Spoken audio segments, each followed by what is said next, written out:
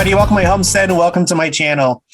So I got an email from Lon Allen, and it was essentially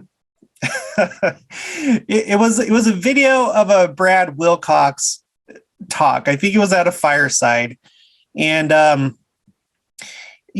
can't in good conscience share the link for it, but I can in okay conscience convey what I watched. And it was really good. If you don't know who Brad Wilcox is, he's the second counselor in the Young Men General Presidency of the church.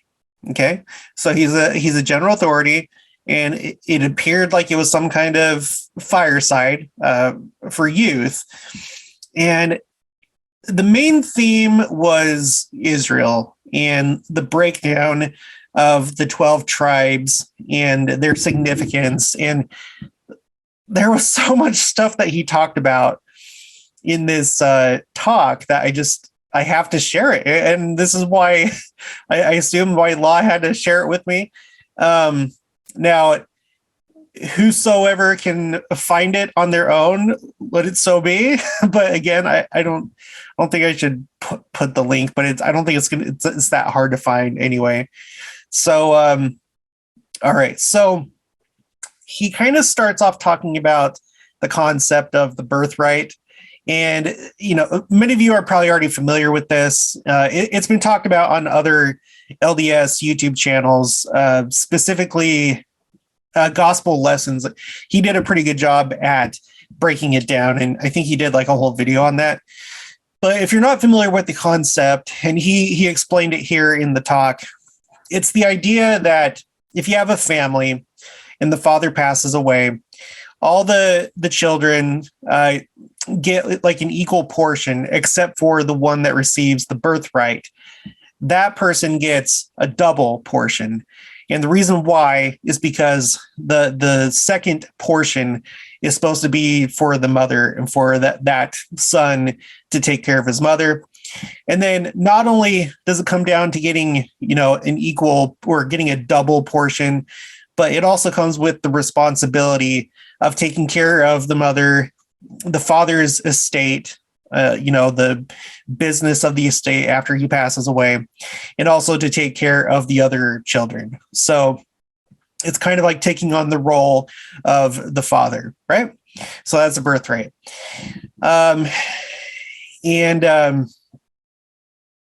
He talked about the Abrahamic covenant, how, he talked about the birthright descending from Adam down to Enoch, and then Noah, and then to Abraham. And talked about the fact that it's called the Abrahamic covenant because, similar to Melchizedek, why we call the Melchizedek priesthood, even though that's not the official name of it. But it's a way, something that we can use to call it. And Melchizedek was maybe the best example of using it, or, however you want to think of it. Same thing with the Abrahamic covenant, that it's not unique to him, but he's being used as the identifier for that covenant, because that same covenant was around before his time. But now it's, it's called the Abrahamic covenant, and it comes down through him, down to Isaac, and then through Jacob and Israel. Jacob, / Israel. So he talked about the idea of the new and everlasting covenant. The reason why it's called new is because in each dispensation, it's new to them. And then everlasting because, of course, it's eternal in nature. And then there was a lot of stuff in here where he even says at the beginning where his talk was not going to be a primary talk, right? It's going to be what's really, the higher concepts and principles, basically no BS, just talk about things how they are. And he talked about the priesthood because he started talking about the different tribes of Israel. He talked about how Levi was set apart. And then in Levi's place, essentially, you had the two sons of Joseph, Ephraim and Manasseh, that kind of filled in that gap. And something that I didn't realize before he said this, or maybe I did before, but I forgot about it. Talking about the reason why that his two sons became adopted by Israel is because, it's like the double portion. His two sons are the double portion. And so they have that part in Israel becoming equal with Joseph's brothers. Okay, so he talked about the priesthood. I can't remember how he tied this in, but essentially he talked about the blessings of the priesthood, and he started talking about blacks in the priesthood, and I guess he got into some trouble. I didn't see any problem with anything that he said, frankly. I think that enemies of the church looked at that and decided to, hold on to that and hold it against him because they just want to attack the church. But he was talking about the fact that the priesthood, at first, if you go back to the time of Israel, at first it was only with the tribe of Levi, right? And then later, not talking about the priests anymore, but just the gospel, how the gospel first went to the Jews and then it went to the Gentiles, and how the priesthood hasn't come to us, the people of scattered Israel and so forth, until now, until the last days. And it's an interesting thing to think about, that Israel has not had the priesthood. When I'm talking about like the tribes, basically, they haven't had the priesthood in the same way that Levi has had as a tribe until now, until this last dispensation. And that's what he was talking about. And then he talked about how then the blacks received the priesthood in the 70s. He addressed women in the priesthood and reminded them that they, when they're in the church and they have callings, they're acting with the authority of the priesthood. Also, not to confuse the influence with keys. And he talked about how keys are the authority to preside over ordinances, and to think about the fact that in your ward, there's only 4 men that have keys. All the rest of the men do not have keys. And those people are the bishop, the elders quorum president, the teachers quorum president, and the deacons quorum president. That is it. So that's something that only certain positions in the church have, positions of leadership. And then you talk about the fact that women do have a lot of influence, because if you're looking at priesthood keys, certainly a Relief Society president has more influence over the affairs of the ward than a deacon's quorum president. And he just wanted to remind everybody about that. And then, no, this is something that I've actually known for a while. I don't know where I first heard this, but I'm glad that he said it again. He reminded everybody of the fact, or told them for the first time, if they didn't know already, that women are different from men, in that women have something that men do not whenever they go to the temple. And the fact of the matter is that women can go to the temple as long as they can, are worthy to receive a temple recommend. They can go to the temple, but men cannot just go to the temple with a temple recommend. They have to have been ordained to the priesthood. So, and whereas women do not. And so he made kind of like a soft suggestion of like, so what does that tell you about the nature of women, and possibly things that happen with them before this life? So it's an interesting concept. But yeah, he talked about how in the church, women have influence among the general authorities, that the general authorities, some of which are women, but I'm talking about like the Quorum of the 12 and the First Presidency and stuff like that. They listen to the women of the church and the women that are general authorities, and they're definitely not absent when discussing certain matters. Let's see. Yeah, Joseph, his two sons were adopted because he received the double portion. He talked about Joseph's multicolored coat, and he talked about how the translation could, um, the translation could be had instead like a coat of skins. So, like when you think about the temple, those that have been to the temple, think about that term. He got more explicit, but I don't want to go too much into it. But he talked about how he essentially received a coat of skins because of that responsibility and because of the birthright that he'd been given. And then,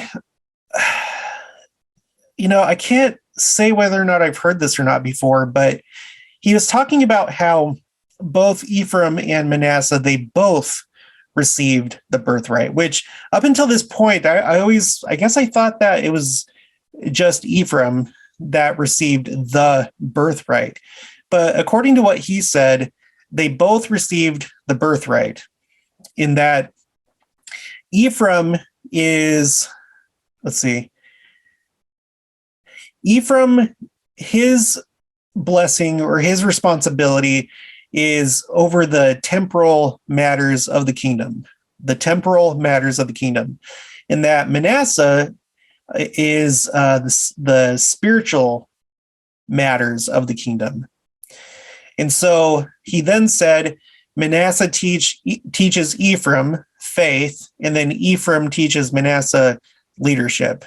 And I'm assuming that he's making reference to like the Book of Mormon, because we know that they were mostly of Manasseh.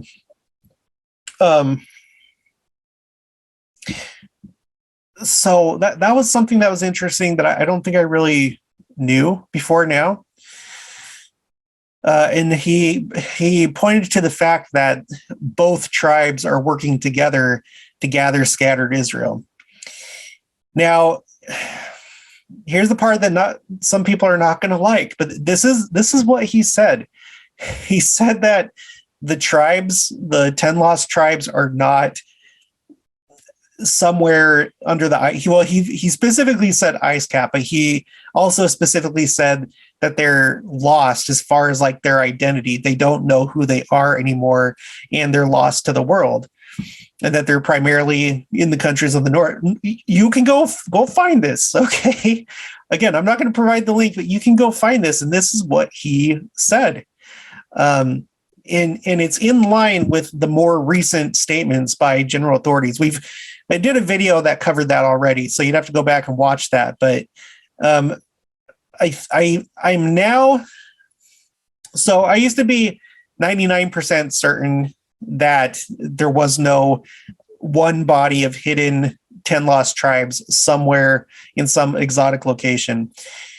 But now, after hearing him and after having done that previous study and hearing the more recent statements by general authorities, I'm more like 99.99999% sure that that's the case, that there's not a group of 10 lost tribes somewhere, that with them being lost and in the countries of the north is nothing more than having lost their identity, and the majority of them having gone north up into Europe and Asia, Russia, that area.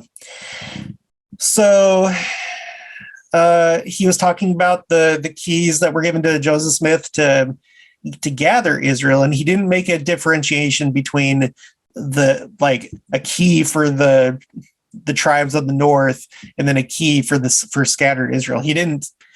I was listening very carefully. He did not differentiate. He was talking about it all as the same thing. And then, okay. So Ephraim and Manasseh gathered first, but now this is interesting. He says, but now we're seeing other tribes being gathered as well. And then he told us to think about what Sister Nelson said when she was in Russia, how she encountered all the different tribes there. Again, we're not privy to the statistics of the church. I'm sure that they have some kind of tracker, and they know the relative, or they know the percentages, the breakdown of how many members and what percentage are in each of these tribes. I'm sure that the general authorities have access to that, but it's not something that they give out. And so I have to wonder if someone like Sister Nelson, who knows better, because imagine this. Okay, imagine that you're Sister Nelson, and President Nelson becomes a prophet, or sorry, an apostle in 1984. That's when he became an apostle. So from that time until now, maybe you've been able to know somewhat of those things. Maybe President Nelson's kind of like told her a little bit. And up until recently, what if all there really was pretty much mostly just Ephraim and Manasseh? Just like most of us, that's the general sense among all of us, I think. I've heard it multiple times in the comments section, talking about how mostly only Ephraim and Manasseh are here. But what if you were someone like her, and then within recent years, the numbers changed, and all of a sudden there starts to be a bunch more people coming from other tribes? That's a really exciting thing to know about. And I can see why she would want to kind of let us in on the secret without actually saying it. I think that's why she said that. And then afterwards, she said that she wasn't supposed to tell that. President Nelson told her that, it's sacred and it's something that's personal. Certainly in the future, I'm sure that we'll all know, out in the open, who belongs to what tribe, like during the millennium and stuff. But right now it's still kind of like it's like a personal thing. You can talk about it, but it's more of a personal thing and a spiritual thing. So I thought it was interesting that he said that now we're starting to see other tribes being gathered.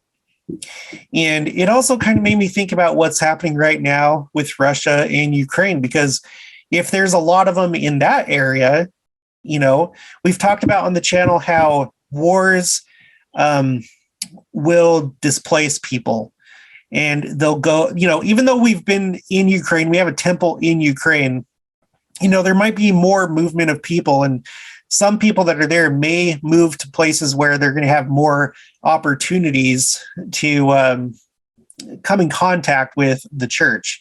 If there are refugees from Ukraine, we don't know. We don't even know right now if Russia is going to invade, but wars can really change the status quo. Let's just put it that way. So it'd be interesting to see if, even though this is like a bad thing that seems like it is going to happen, just like Afghanistan and other wars, maybe there will be some good that actually comes out of it. Okay.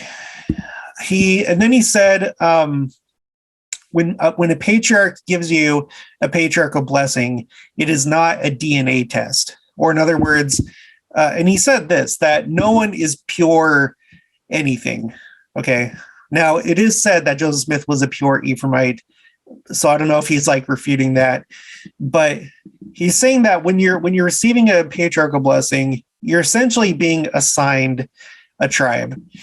And maybe there is kind of like a literal, maybe really down at the DNA level, maybe you do have more of this or whatever. But he said that the important thing is what's happening is that you're being told through which tribe you will receive blessings, and then also how through which tribe you will bless others.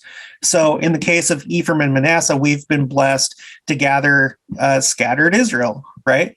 And then we talked about being in charge of the temporal affairs of the kingdom and the spiritual affairs of the kingdom. Then he says, when the second coming happens, the 12 tribes are going to make for a completely different organization than what we see now, right? Because right now it's mostly the time of Ephraim and Manasseh going throughout the world and gathering everybody in. But once the second coming occurs, again, it's probably going to become a more of an open thing, and people will openly identify as whatever tribe they're part of. And he went on to say, let's see. Okay, so let me just do it a thing at a time. When the second coming happens, he will say the church is his. So he said that Christ is going to identify with our church and recognize us before the world that this is his church, the Church of Jesus Christ of Latter-day Saints. And then, of course, there's going to be a huge interest about the church after that. So this is interesting because I don't think that he's just saying this. I kind of get this feeling, and we've talked about it before on the channel, how it seems like the church, there's been talk from multiple general authorities that they're like getting ready, or they anticipate large numbers of people to come into the church. And I've always kind of wondered, are they like waiting for possibly the collapse of Christianity, and then there's going to be no Christianity left except for us before the second coming? Or is it going to be during the millennium? Well, here he's talking about once the millennium happens and once Christ comes and identifies us as his church.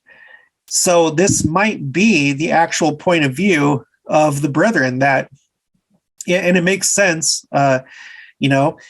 And so he goes on to say, you know, when that happens, when there's this big interest in the church because Christ comes and he tells everybody that this is his church, he said, will we be ready to have 2 billion people join the church in one day? Now, you know, he's not necessarily saying the amount of survivors, everyone that's going to move on into the millennium, but those that want to join the church. But he's saying 2 billion. And it makes me wonder, you know, because we have the world population right now is like 7 billion. Obviously, we're going to be going through a depopulation event when this occurs. And it's nothing that anybody rejoices in. You know, it's not like a happy thing to dwell on. No one wants to see other people be punished or destroyed because they're wicked. But, you know, he threw out that number, and maybe he was just kind of throwing it out there. Or maybe this is a number that they've kind of estimated. You know, maybe they don't even really know. I'm sure that they don't. But what if they've... I think it is an estimate. You know why? Because he talks about, what's the church going to do when that happens? Are we going to have enough bishops, stake presidents, missionaries, facilities? And he said that we need to get ready and organize so that when this happens, we aren't swamped. This is some of the most explicit language that I've heard ever in regards to this concept. And so if you're the church, if you're the president of the church, or you're a member of the First Presidency or Quorum of the 12, whatever, and you're thinking about the future, okay, and they are thinking about the future. I have proven that with my spreadsheet that they are talking about the second coming like it's very soon. So I think that the second coming is on their minds. And if they're having these kind of concerns and questions, like, what are we going to do when 2 billion people want to join the church? How are we going to be ready for that? You would think that because they are actually in charge of building actual temples and organizing actual stakes and wards and so forth, that they might want an estimate, right? If they're preparing for the future, if they want to come up with like contingency plans. So the fact that he brought up 2 billion, again, and I don't think that that's the total number of those who will survive the cleansing of the world, but you know, it's probably a good portion of them. You know, maybe it'll be like half. Maybe 4 million will make it through. Maybe only 3 million, 4 billion, or maybe only 3 billion, and then 2 billion right at the get-go are going to want to join the church. I don't know, but I wouldn't be surprised if this is an actual number that they've estimated, you know. And like I said, maybe they have different contingencies that they're thinking about. I know it sounds crazy, but like they really have to plan for this. If the if the second coming happens, and then they're not prepared to receive large numbers of people, the Savior's probably going to be pretty upset about that. But we know that the Savior is guiding his church. So I think everything's going to be okay. But he's saying here that they have that thought and that concern, and that the church needs to get ready for this event.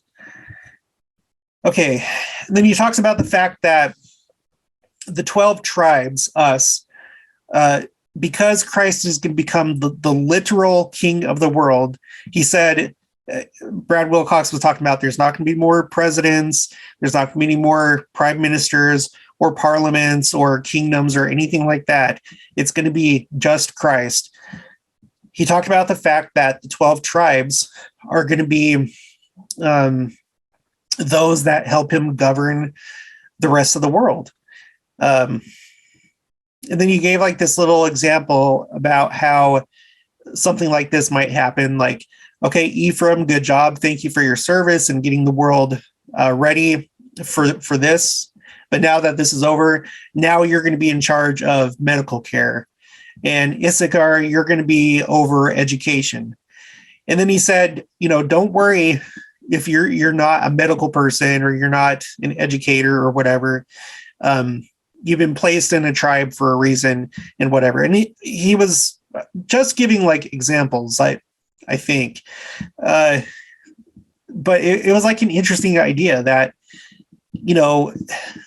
and maybe it's not going to be exactly like this, but it would be interesting if the 12 tribes, they all have their different responsibilities and duties during the millennium. And it's going to be a very, lively organization, not like how it is now, because right now everyone's scattered, everyone's gathering, the Jews are gathering, we're trying to gather scattered Israel. The full body of Israel, all the tribes haven't been seen together since what was it? I think it was 721 BC. So it's going to be a very interesting time. Okay, and then he said that President Oakes calls the 12 tribes the kingdom or the government of God. That's an interesting statement. And again, it's interesting. We've talked about this before, how President Oakes, he has a legal background. He was I already forgot. He was like a Supreme Court, or like a state Supreme Court justice in the state of Utah, and he's had a big legal background that he comes from, and we've wondered about what kind of role he might play in this government.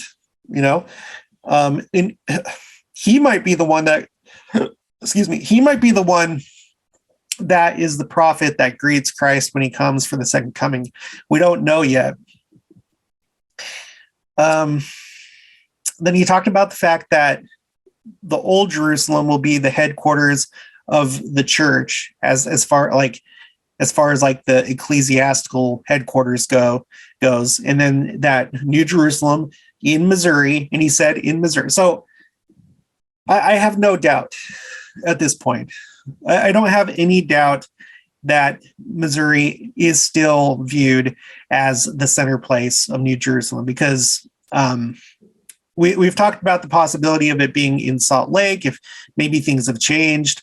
Others have talked about this, but I just, at this point, with everything that we've studied together on the channel, everything that we know about that area, and with him just flat out saying that it is going to be in Missouri, I'm pretty sure it's going to be Missouri. I don't doubt that at all. And that so Old Jerusalem, headquarters of the church, the ecclesiastical portion of the church, and then New Jerusalem, the capital of the temporal affairs of the world. And he said, now this is another one of those very interesting generational comments. he says that you, talking to the audience, and by the way, this talk was this year. And he says, you will be part of that. And then further, he says, you will be, or sorry, that for you, that's what you were born for. There's been a lot of talk about the pre-existence lately and about what you were sent here to do. There's been a lot of that lately. I know that there's always been talk about the pre-existence. That's one of our fundamental beliefs, but it's different now. It was a big topic during the worldwide youth devotional of 2018, Hope of Israel, where President Nelson and Sister Nelson were talking to the youth and inviting them to join the Lord's Youth Battalion. And there was a lot of very explicit language talking about the pre-existence and being assigned to this point of time in this mission. And right here, Brad Wilcox is talking about the responsibility of us to be part of this new government over the world with Christ, being part of the 12 tribes of Israel. And then he talked about how God loves all of his children. Of course, he loves all of his children, but there is a difference between love and being trusted by God. Now, this is interesting because he goes into this metaphor about how it's like the Lord sent everybody on a cruise, all of his children on a cruise. And he did it and it's interesting because he numbered this. I don't know if this is an actual list or something, but he said to get to know each other. Number 1, to get to know each other. 2, to have fun. 3, be happy. And 4, to learn something. And he talked about how, us being part of Israel, we have different rules that essentially, while the passengers are drinking and having fun and being immodest and doing all these things, and we're sitting here well, why can't we do that? Why can't we get drunk? Why can't we be immodest? Why can't we do all these things? Well, the answer is being part of Israel, that we are the crew of the ship, right? So he's talking about this mortal experience being like a cruise, and those that are in charge don't partake in those things. They have responsibility. But one thing, he said that one thing that the crew gets that the rest of the passengers don't is a paycheck. They get paid to do this. And he talked about how, we receive payment by getting our endowments or a gift through our endowments in the temple. And this is an interesting thing because that's essentially what all this is about, is determining who's going to, after this world, carry on with responsibility about running the affairs of the Father's kingdom, right? Because that's what the goal is to achieve exaltation in the celestial kingdom and continue on with this work, to grow up and become like our Father in heaven. So this idea is actually kind of illustrated in a couple different TV shows, and also games too, that I've watched and played. One that I'm thinking of is Halo, if you've ever played Halo on Xbox. And another one is Stargate, the Stargate series. It's interesting because both of these two franchises, they have this as part of their lore, the backstory. They both have this idea that there was an initial civilization, an alien civilization that came before all others.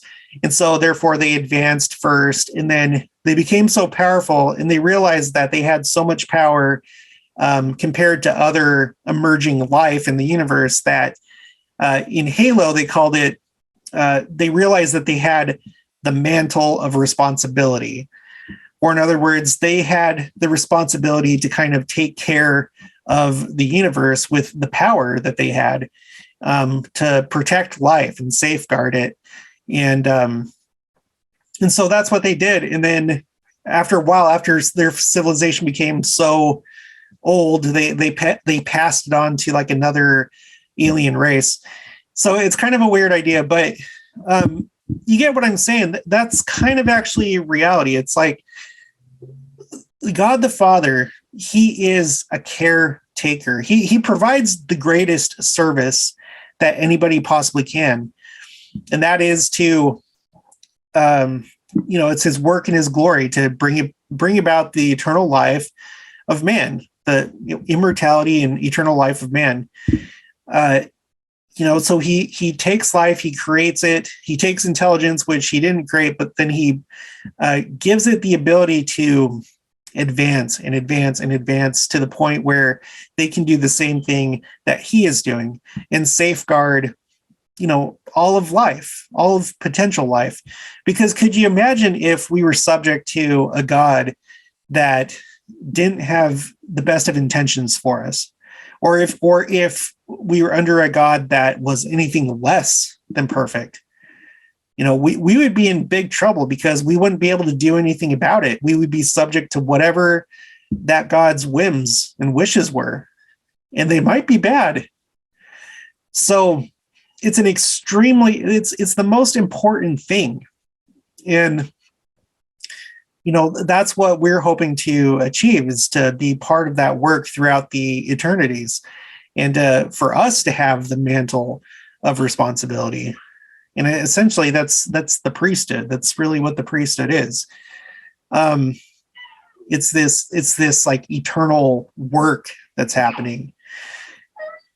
And so I just found that really interesting that he was talking about that. And another thing, I saved this for last because there's probably some people that are going to tune out. This isn't a very popular topic, but I noticed, he was talking about how Israel came to be. He was talking about Jacob, how he went to work, and then first he had Leah, and then after that he had Rachel, and then he had Bilhah, Bilhah, which was Rachel's handmaiden, and then Zilpah, which was Leah. So he ended up having 4 wives. He had 2 that were full wives, and then 2 that were concubines. And the concubine is basically a wife of a lesser status. But I was kind of surprised by how detailed he got into it. And I've noticed, and I know this is going to upset some people, but I feel like I've noticed this topic kind of emerging recently. For example, we have President Nelson that he talks a lot about his first wife, Dancel, right? And whether we like it or not, that brings to mind the fact that he has 2 wives. Like if President Nelson and Sister Nelson passed away and then were resurrected right now, and they were all resurrected, he would have his 2 wives. And I can't remember where else I've seen this, but I've seen it a few times, just kind of brought up like in a soft way. And he talked about the fact that, he addressed the whole thing of polygamy. And he's like, how people get tripped up about Joseph Smith having multiple wives and polygamy in the early church, but then questioning, well, why do you have a problem with them, but you don't have a problem with Israel or with Abraham? Because, they all did. And he talked about the fact that in the eternities, as part of the plan of happiness, force is not a part of that. It doesn't go together, and no one's going to be forced to do things that they don't want to. And that the standard is to have one man and one woman as a marriage unit. But at different times, the Lord asks this of his children. And he pointed out the fact that of the people there in the fireside, including himself, a lot of them wouldn't be there had it not been for that early implementation of polygamy. And I tend to think that because we're going to be going through a depopulation event pretty soon, it very well could come back. And I doubt that anyone would be forced to do it. I've actually done a video about this. Me and my wife, back when we still had cows several months ago, we did a video outside, and we talked about it. So if you want to watch that, you can go watch that. But, and by the way, this is the first time I've been on camera for a while. I've just kind of been in this rut of just like being, doing screen sharing, but did my taxes. The taxes are all done. And so we're going to be getting a tax return. And so hopefully within the next several weeks, we'll get some we'll start our herd again and get some bottle calves. I'm thinking like maybe 3 of them. And we're going to do meat cows instead of dairy.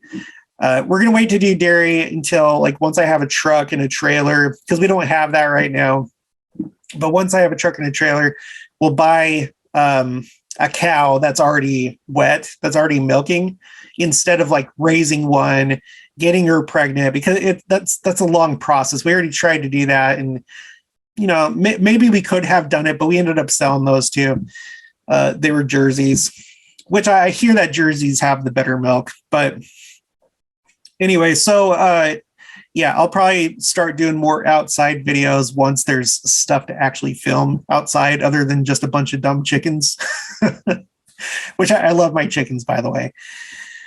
So you can check out that video for all my thoughts on that. But I just want to point out that he talked about it in detail.